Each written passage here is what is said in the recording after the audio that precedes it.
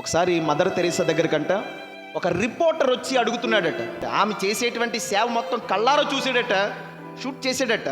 ఇటువంటి సేవ, ఆ పుండ్ల నుండి రసం కారుతుంటే చేత్తో తుడిచి వాళ్ళని బాగు చేసేటువంటి ఈ మదర్ తెరీసాని చూసి ఈ రిపోర్టరు అసహించుకున్నాడట, చీదరించుకున్నాడట.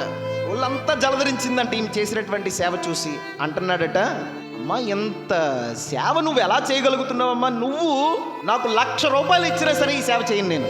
అప్పుడు మదర్ తెరీసా అన్నదట, నువ్వు నాకు ₹1,00,00,000 ఇచ్చినా నేను సేవ చేయను అన్నదట. ఏమ్మా ఎందుకు?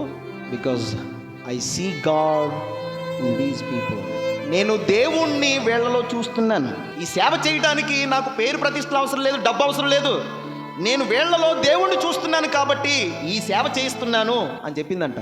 మనం చేసేటువంటి సేవలో దేవుణ్ణి చూడాలి. నాకు ఎవరు చూస్తే ఏంటి, నా పేరు చెప్తే ఏంటి, చెప్పకపోతే ఏంటి.